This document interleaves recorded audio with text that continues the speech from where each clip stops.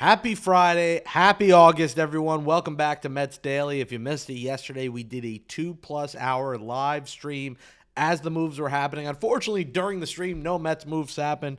Cedric Mullins was added about 20 minutes before we started, but trades were coming in left and right. What a trade deadline around Major League Baseball. Most moves I've ever seen. I think it was a drunken trade deadline. Every second up till even 6:30 when Mike Yastrzemski was traded, moves were happening. So it was fun to cover it. Thank you to all those who stopped by. You can watch it back. And if not, we're here on a normal show. Your normal 10-minute Friday show. No guests this week. I am flying out to Carolina. Shout out to my nephew, his second birthday coming up. So we'll celebrate that tomorrow.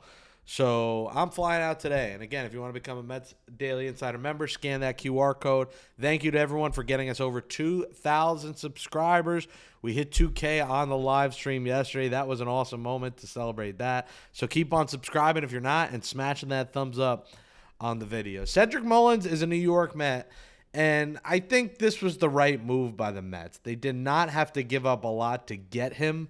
And when Luis Roberts' price you saw was just too high, it just made no sense to give up a massive prospect for the hope that Luis Robert turns it around.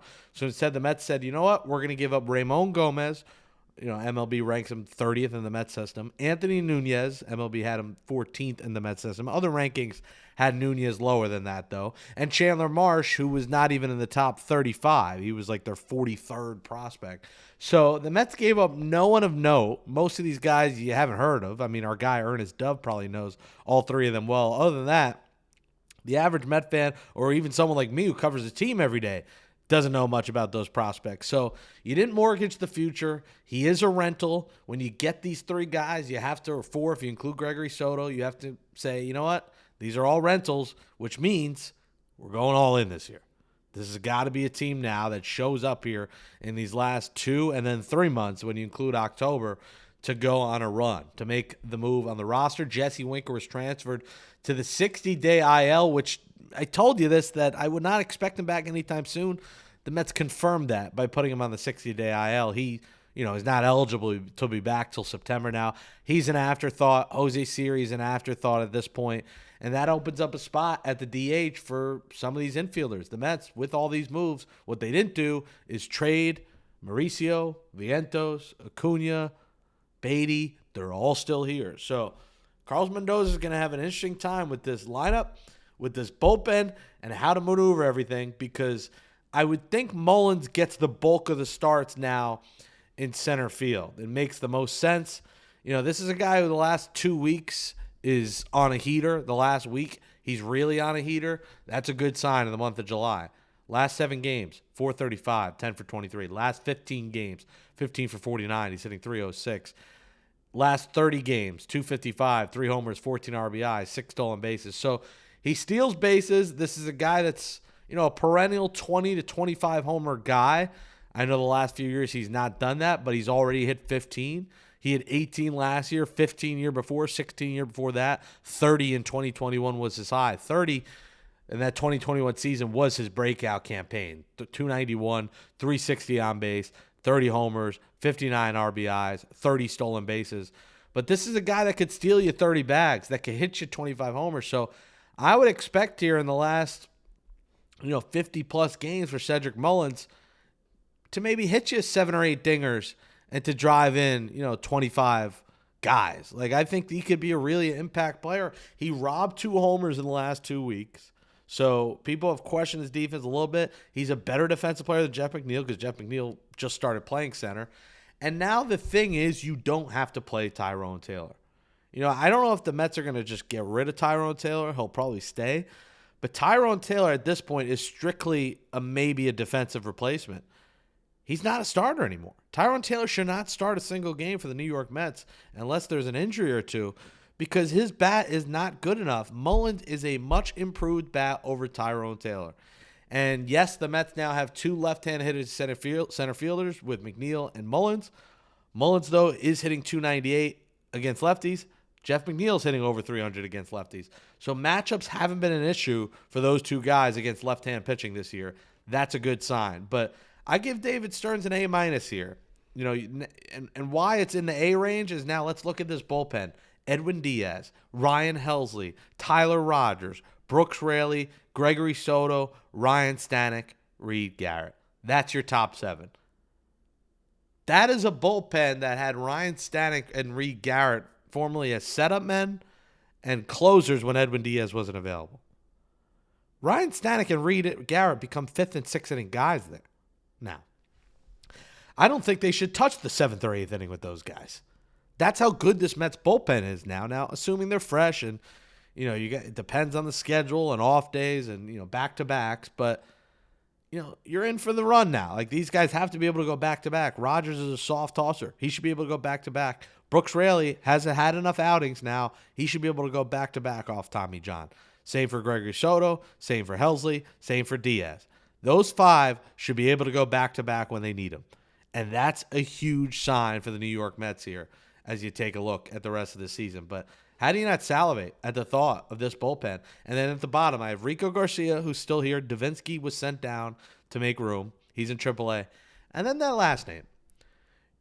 Clay Holmes is going to be very intriguing here down the stretch. Right now, he's still a Mets starting pitcher. But for how long? How long does this guy stick in the rotation? Because he looks gassed out there. And I think at some point in September, and maybe it's just October, he's a reliever. In no world do I see Clay Holmes as a starter in the playoffs. I just don't. And if he is, maybe it's for 2 innings. I think with the bullpen now, you have comfortability of, hey, if there's a game, we got to go an opener, and maybe we do Clay Holmes for 2 or 3, and then we go Garrett 1, Stanek 1, Raley 1, Rogers 1, Helsley 1, Diaz 1. Like, there's a world where you can do that come October, and that's why maybe when we talk about our next topic, the Mets decided not to opt to get a starting pitcher. That's our one riff here with the Mets. You could say, hey, you probably could have gotten to the bat, but I don't think they wanted to mortgage the future. Brandon Lau is a name that maybe was out there, but they might have been asking for too much. Sandy Alcantara, the Marlins wanted top 5 prospects, which would have been insane. I think people would have been pissed about that. I thought you could have got a Merrill Kelly. And the reality is this. 1, they believe in their bullpen. And 2, it does seem like finally, if they have to budge, they will go to Brandon Sproat or Nolan McLean. Brandon Sproat with another shutout. His last 6 starts, Brandon Sproat has a .55 ERA. There's a chance here that if the Mets need one of these 2 head honchos in AAA, they're going to go to them. Because I don't know if Frankie Montas is going to get to the end. I don't know if Clay Holmes is going to get to the end. They may have to skip starts. So I think you could see some spot starts or maybe as an opener for a couple innings from McLean or Sproat or both here down the stretch. And that's going to be fascinating to watch because it feels like the Mets, that's part of the reason they didn't go and mortgage the future because they believe these guys are ready. They just wanted to wait till maybe the playoff push. Now, you got to hope they work out. You can't just call these guys up and they suck it up because every game is important right now. But I'm not that mad they did not acquire a starter because you saw that bullpen and it's scary. That is a lights-out bullpen that you want in October. That's very, very fun. Now, the key for the Mets, Manaea, Senga, Peterson, the big 3, got to stay healthy. Because those are probably your game 1, 2, and 3 starting pitchers in the playoffs. Manaea 1, Senga 2, Peterson 3. Probably to break it up, lefty, righty, lefty. You could go Senga. But I think those are your 3, assuming they're all healthy. And the Mets got to keep them healthy. But they also have to play to win every game because you want to win this division. Because now when we talk about the playoff push here in the final stretch as we enter the month of August, look at those standings. They are razor thin. 62-47 for the Mets, 61-47 for the Phillies. The Mets, 53 games to go. The Phillies, 54 games to go. Buckle up and enjoy the ride. And it begins tonight at Citi Field when the Mets take on the San Francisco Giants, a team that just sold Camilo Doval, that gave us Tyler Rogers. I'm excited about the Submariner Tyler Rogers, by the way. That's going to be fun. But I expect Citi Field to be rocking, weather permitting. The weather's could be a little iffy, but Peterson versus Ray tonight, Senga tomorrow at 4, and 1:40 Frankie Montas Sunday. Then 3 versus Cleveland, Manaea, Holmes, Peterson. And then they go to Milwaukee. So this is a big 6-game homestand against teams that are pretty much out of it. Cleveland's still someone in it. But for the Mets, your hope here is at the very worst to go 4-2 during this homestand. You're watching Mets Daily. Smash that thumbs up on this video. Subscribe to the channel. Follow me at Jake Brown Live. Thank you to get us over 2,000 subscribers. Scan that QR code for exclusive extra content. $5 a month to become a Mets Daily Insider member. Giveaway is in the month of August we're doing. So thank you for your support.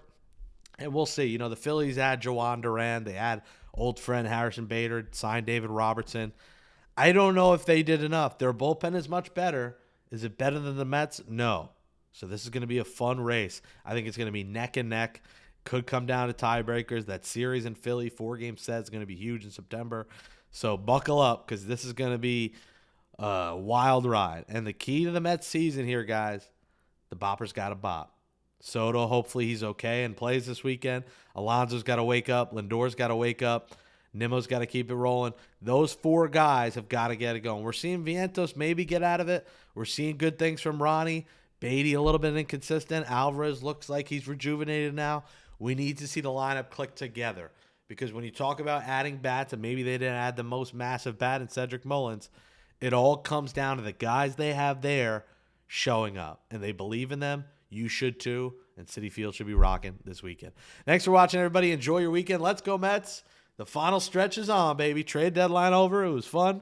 But it's time to play games again. Now, let's go, Mets. And thanks for watching Mets Daily. We'll talk to you on Monday.